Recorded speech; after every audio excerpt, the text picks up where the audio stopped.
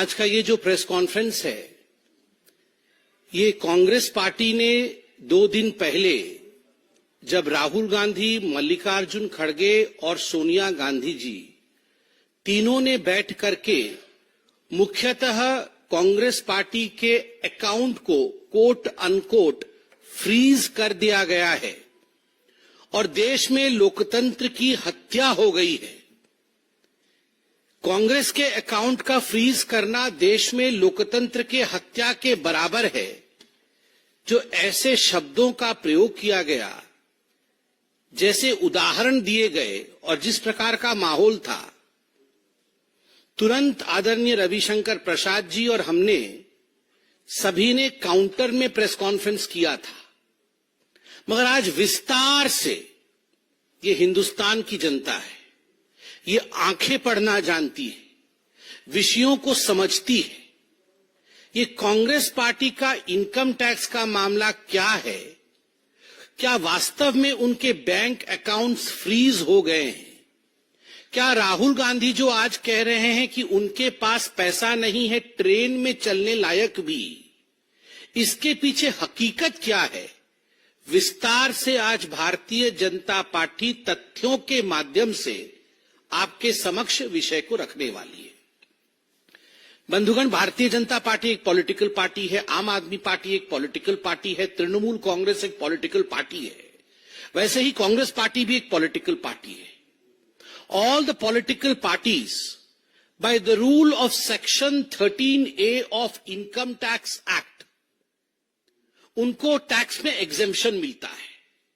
Exemption अर्थात tax पर छूट मिलती है। यह हिंदुस्तान के संविधान का प्रावधान है कि उन्हें टैक्स में छूट मिलेगी और इसमें किसी भी पार्टी के साथ सौतेला व्यवहार नहीं किया जा सकता है। जो व्यवहार भारतीय जनता पार्टी के साथ होगी, वही व्यवहार कांग्रेस के साथ होगा, वही तृणमूल पार्टी के साथ होगा और दूसरे पॉलिटिकल पार्टीज के साथ भी, जो नेशनल पॉलिटिकल पार्टीज है, उनके साथ भी वही व्यवहार होगा। आखिरकार ऐसा क्या हुआ कि कांग्रेस पार्टी के साथ जो कोट अनकोट फ्रीज अकाउंट वाली व्यवस्था हुई, कांग्रेस पार्टी के अकाउंट के ऊपर आघात क्यों हुआ? देखिए, यह विषय होता है फाइनेंशियल ईयर 2017-18 का। जो वित्त वर्ष 17-18 था कांग्रेस पार्टी का, उसका असेसमेंट होता है 18-19 में।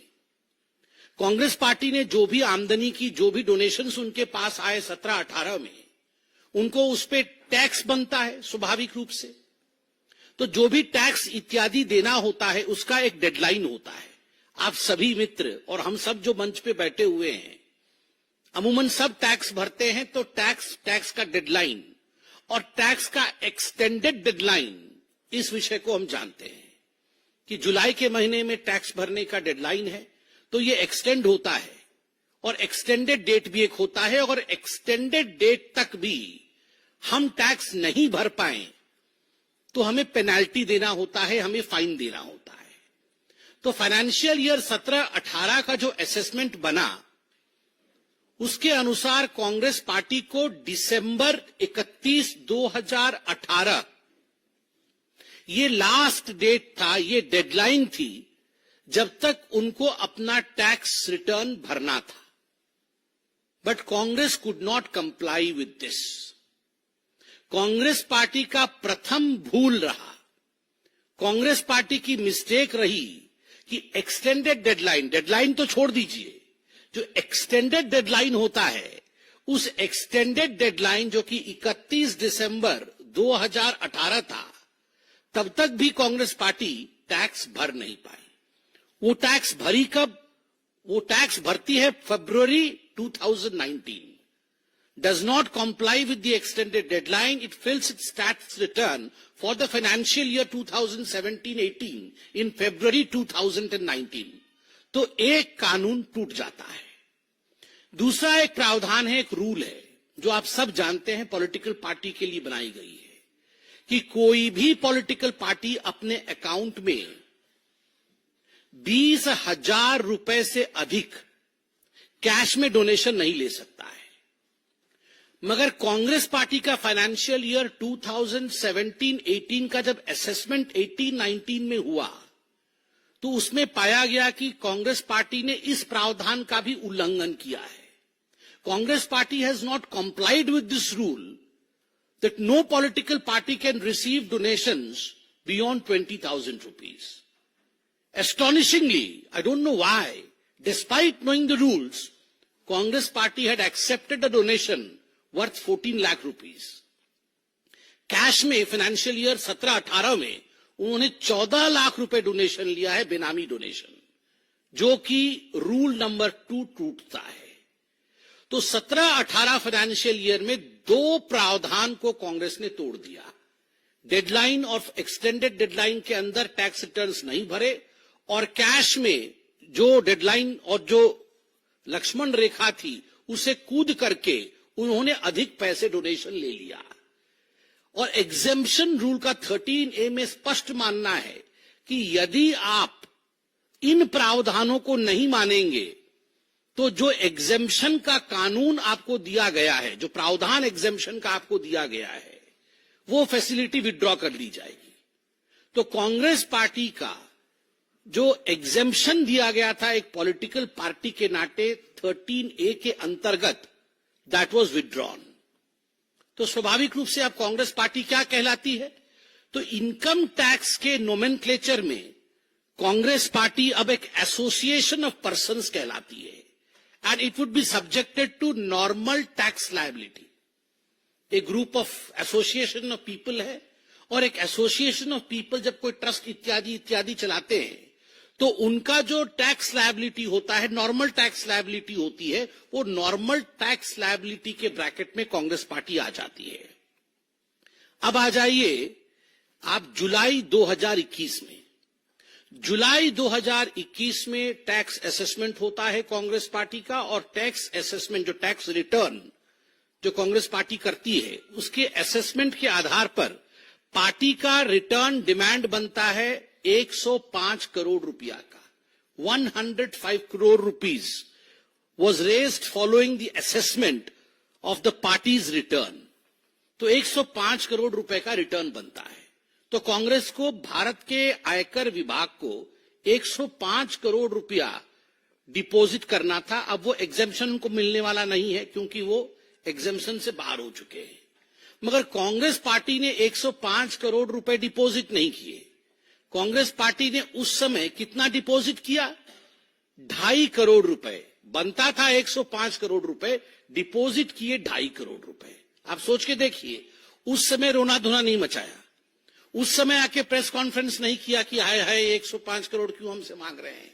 दैट मीन्स दे एक्सेप्टेड कि ठीक है, ये बनता है, हम 2.5 करोड़ दे सकते हैं, हमने 2.5 करोड़ दे दिया. अगर अन्याय हो रहा था आपके साथ, आप ये मानते तो आप 2.5 करोड़ भी नहीं देते, आप कोर्ट चले जाते.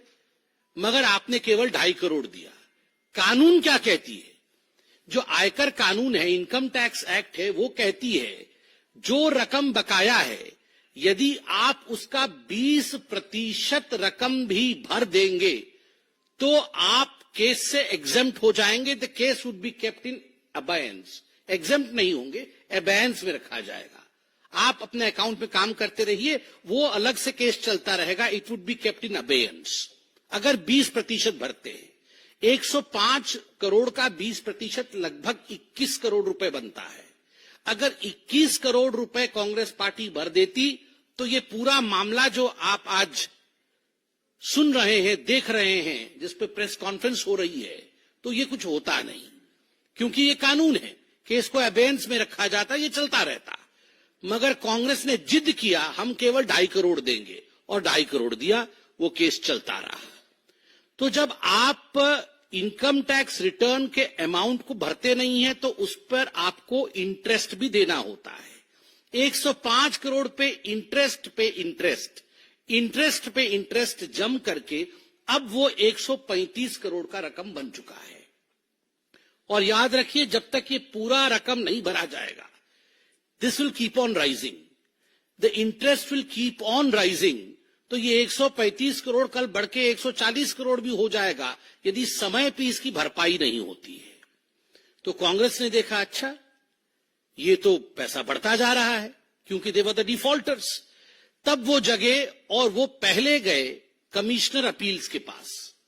जब कमिश्नर अपील्स के पास गए तो कमिश्नर अपील ने उनके अपील को खारिज कर दी। क्या अपील थी कांग्रेस पार्टी की? कांग्रेस पार्टी की अपील थी कि ये जो नोटिस इशू कर रहे हैं रिकवरी के लिए, इसको स्टे करा दिया जाए, हम ये पैसे नहीं देंगे, इस पे स्टे किया जाए। तो कमिश्नर अपील्स ने कहा नथिंग डूइंग, ये स्टे नहीं होने वाला है। उसके ऊपर की अथॉरिटी कौन थी? उसके ऊपर की अथॉरिटी थी इनकम टैक्स अपीलिएट ट्राइब्यूनल। तो ट्राइब्यूनल के पास कांग्रेस पार्टी जाती है और कहती है मिलॉर्ड, ये हमारे साथ ज्यादती हो रही है, किसी भी प्रकार से आप इस नोटिस को विड्रॉ करवाइए और इस पर स्टे लगवाइए। तो इनकम टैक्स अपीलिएट ट्राइब्यूनल कहता है काहे को ज्यादती हो रही है, ये तो देश का कानून है। अगर मैं भी जो ट्राइब्यूनल का अथॉरिटी हूं, अगर हम भी डिफॉल्टर होंगे तो स्वाभाविक रूप से देश के जो आयकर के कानून होंगे वो हम पर भी लगेंगे। तो ट्राइब्यूनल ने भी कांग्रेस की जो डिमांड थी, जो प्रेयर था कांग्रेस को, it was set aside by the tribunal appellate tribunal authority. उन्होंने भी उसको सेट असाइड कर दिया। तो आनंद फानन में कांग्रेस पार्टी के बड़े बड़े वकील तुरंत पहुंचते हैं दिल्ली हाईकोर्ट, और दिल्ली हाईकोर्ट में जाकर उन्होंने कहा कि ये जो इनकम टैक्स अपीलिएट ट्राइब्यूनल है, इन्होंने गलत जजमेंट दिया है। आप ये इनकम टैक्स अपीलिएट अथॉरिटी के जजमेंट को खारिज करिए, नोटिस को स्टे करिए। दिल्ली हाईकोर्ट ने पूरा विषय सुना, एडवर्स रिमार्क दिया। कांग्रेस पार्टी के विरोध में, उनके इस प्रेयर के विरोध में एडवर्स रिमार्क देते हुए कहा कि we are not going to stay the order of the income tax appellate tribunal. Tribunal ने जो कहा है बिल्कुल सही कहा है, हम उसके ऑर्डर को रोकने वाले नहीं है। Neither are we going to stay the proceedings of serving of notice of recovery to you. जो रिकवरी की नोटिस इनकम टैक्स डिपार्टमेंट आपको भेज रही है या आगे भी भेजेगी, उस पर किसी प्रकार का स्टे नहीं होगा। जब यह बात तय हो गया कि ना तो हम ऑर्डर ट्राइब्यूनल का रोकेंगे और ना ही नोटिस सर्व होने से रोकेंगे, तो नोटिस सर्व होता है। फरवरी 2000, अभी 13 फरवरी 2024, कुछ महीनों पहले नोटिस सर्व होता है और यह कुछ बैंक अकाउंट जो कांग्रेस पार्टी के हैं, उन बैंक अकाउंट्स को अटैच किया जाता है। यह एक रूटीन और नॉर्मल प्रोसीजर है। यदि आप इनकम टैक्स पेई हैं, आपने टैक्स नहीं दिया और आप पे बार बार नोटिस आता है और उसके बावजूद आप डिफॉल्टर होते हैं, आप अथॉरिटीज पे जाते हैं, अपीलिएट पे जाते हैं, कोर्ट पे जाते हैं और उसके बाद भी आप हार के आते हैं, तो आपके अकाउंट को रोका जाएगा, फ्रीज नहीं किया जाएगा, आपके अकाउंट को अटैच किया जाएगा। उस पर चर्चा होगी कि इससे रिकवरी कैसी करनी है।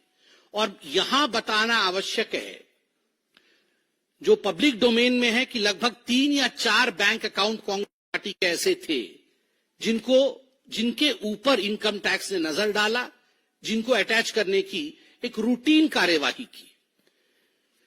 कांग्रेस पार्टी के बहुत सारे अकाउंट्स हैं, केवल ये 3-4 अकाउंट्स नहीं है, मल्टीपल अकाउंट्स है जो फंक्शनल है।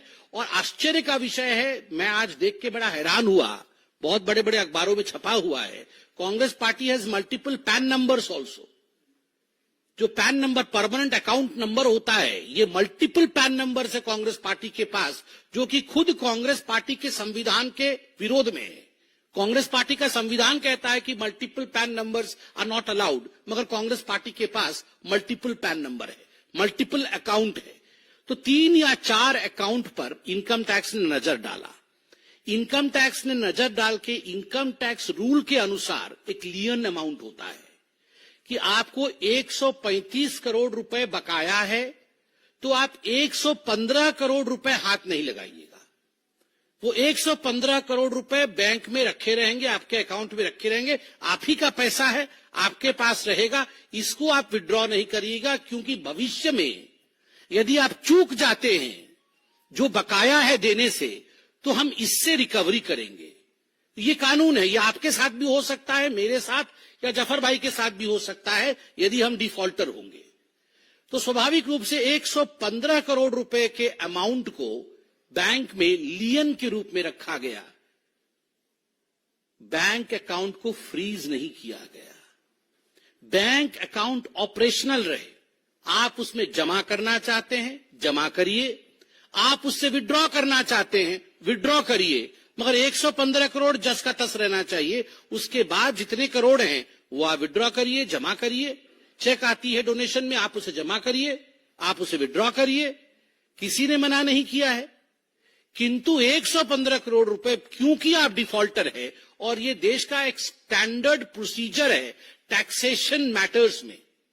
This is the standard procedure in the taxation matters of this country according to the IT act. तो स्वाभाविक रूप से ये जो सेंस ऑफ एंटाइटलमेंट है कांग्रेस पार्टी की, ये क्यों है? आज भी मैं अखबारों में देख रहा था कि कांग्रेस पार्टी के पास जो अमाउंट है वो 1000 करोड़ रुपए का अमाउंट उनके अकाउंट में है। 1000 करोड़ रुपए का अमाउंट, और 1000 करोड़ रुपए के अमाउंट के साथ साथ लगभग 500 करोड़ रुपए का फिक्स्ड एसेट है। और ये राहुल गांधी कुछ बोल रहे थे ट्रेन में जाने का पैसा नहीं है। ट्रेन में जाने का पैसा नहीं है। हर दिन तो मैं चार्टर्ड फ्लाइट में देख रहा हूं और बोल रहे ट्रेन में जाने का पैसा नहीं है। कोल स्कैम 1,80,000 करोड़ रुपया, याद है ना? भूल गए हैं, बहुत दिन से एक कोल स्कैम के ऊपर प्रेस कॉन्फ्रेंस नहीं हुआ था। 1.8 lakh crore worth coal scam. 2G spectrum 1.76 lakh crore 2G spectrum. Chopper scam 3600 crore worth chopper scam. CWG scam 70,000 crore 70,000 crore worth chopper scam. National herald scam 5,000 crore worth national herald scam. इनको अगर टोटल कर दिया जाए तो कैलकुलेटर भी फेल हो जाएगा। कैलकुलेटर में भी ये सब जगह नहीं होने वाले हैं। उसके बाद वो बोल रहे हैं कि उनके पास ट्रेन में जाने लायक पैसा नहीं है। Rahul Gandhi, the accounts of the Congress party have not been freezed. They are operational. But there are certain rules in the laws and the bylaws of the IT Act which has to be followed by every single citizen, every organization and every political party of this country. हर व्यक्ति, हर संगठन और हर political दल को यह जो कानून बनाया गया है, ये जो प्रावधान है आईटी एक्ट के, उसे मानना ही पड़ेगा। हम सब बाध्य है, बंधे हुए हैं कॉन्स्टिट्यूशन से। Why do you or Mrs. Sonia Gandhi feel that you are above the Constitution of India? This is the question which is extremely important, and I believe Rahul Gandhi, after this detailed press conference of ours, income tax के बाद के विषय में जो ये detailed press conference हुआ है, राहुल गांधी इसका एक टेक्निकल जवाब देंगे, पॉलिटिकल जवाब नहीं देंगे। धन्यवाद।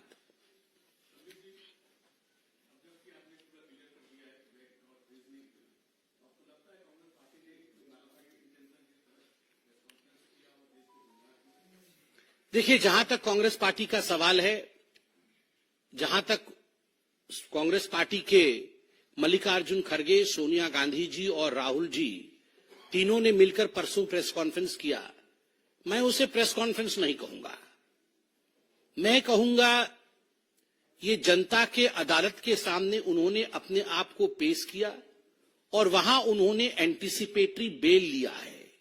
Anticipatory bail of being defeated in 2024 Lok Sabha election. 2024 के इलेक्शन में हम बुरी तरह हार रहे हैं और जनता की अदालत में उन्होंने गलत दलीलों के माध्यम से एक एंटीसिपेटरी बेल लिया है। मुझे तो आश्चर्य लग रहा है, बेचारे 83 इयर्स के हो गए मल्लिकार्जुन खड़गे, वो चुनाव भी नहीं लड़ रहे हैं क्योंकि वो कह रहे हैं कि मुझे पूरे देश में घूमना है, मैं 83 इयर्स का हूं, ईश्वर उन्हें दीर्घायु करे, चिरंजीवी हो वो। दोनों तरफ, एक तरफ सोनिया जी, एक तरफ राहुल जी। मैंने निगाहें पढ़ ली है, मैंने निगाहें पढ़ी, ढूंढ लिया है अभी से ये किसके माथे पे ठीकरा फोड़ना है। राहुल जी भी वैसे ही देख रहे थे और सोनिया जी भी वैसे ही देख रही थी, ठीकरा तो यही फुटना है आगे। अब ये मल्लिकार्जुन खड़गे जी को अपने आप को भी बचाना है, उनके सर के ऊपर ठीकरा फोड़ने जा रहा है।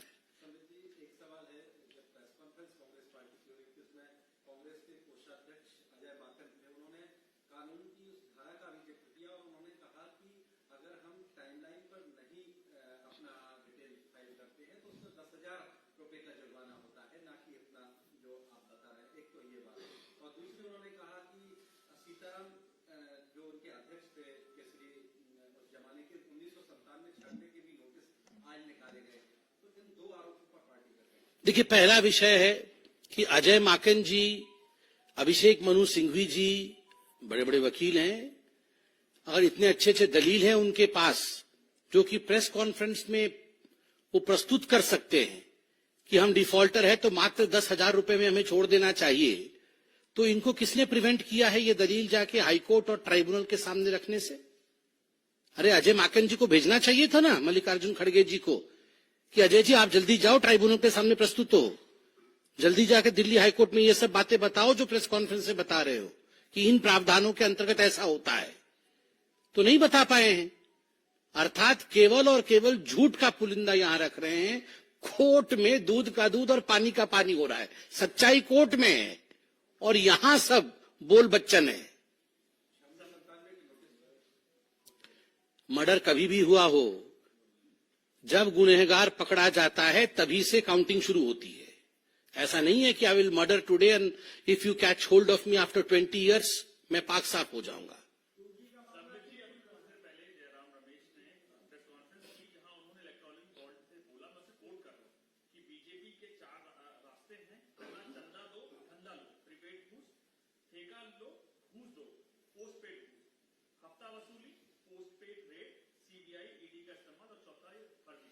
देखिए, बॉन्ड के विषय में हमने प्रेस कॉन्फ्रेंस कर लिया है और उस दिन भी मैंने कहा था और आज भी मैं कह रहा हूं, जहां तक कांग्रेस पार्टी और गांधी परिवार का सवाल है, उनका जो बॉन्ड होना चाहिए जनता के साथ वो बॉन्ड नहीं है।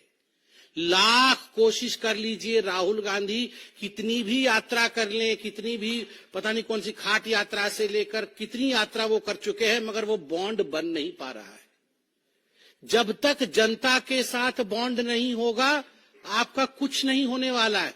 और 4 दिन से मैं देख रहा हूं एक ही शब्द का प्रयोग हो रहा है, इलेक्शन कमीशन के पास भी जाके वही रोना, प्रेस कॉन्फ्रेंस में भी वही रोना। लेवल प्लेइंग फील्ड क्या होता है जी? ये level playing field, level playing field का मतलब होता है आप आके डेवलपमेंट के फील्ड में, डेवलपमेंट के पिच पे खेलिए ना। आप अगर भ्रष्टाचार के पिच पे खेलेंगे, आप अगर करप्शन के फील्ड में खेलेंगे और कहेंगे हमें लेवल प्लेइंग फील्ड चाहिए, ऐसा तो नहीं हो सकता है ना कि पुलिस और डकैत दोनों बोलेंगे हमें लेवल प्लेइंग फील्ड चाहिए। एक भागेगा, एक पकड़ेगा। जिन्होंने भ्रष्टाचार किया वो भागेगा और जो भ्रष्टाचारी नहीं है वो पकड़ेंगे।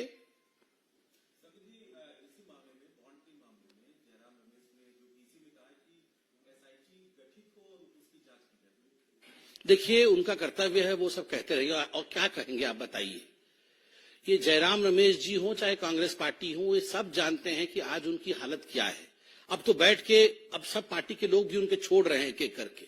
अब बैठ के तो वहां पर मोदी जी और बीजेपी के विषय में अच्छा अच्छा बोल नहीं सकते हैं। मन में तो जरूर बोल रहे होंगे कि हम तो जा ही रहे हैं, मन में बोल रहे हैं, अब मुंह से तो बोल नहीं सकते हैं, तो यही सब बोलेंगे झूठी बातें। Thank you so much friends.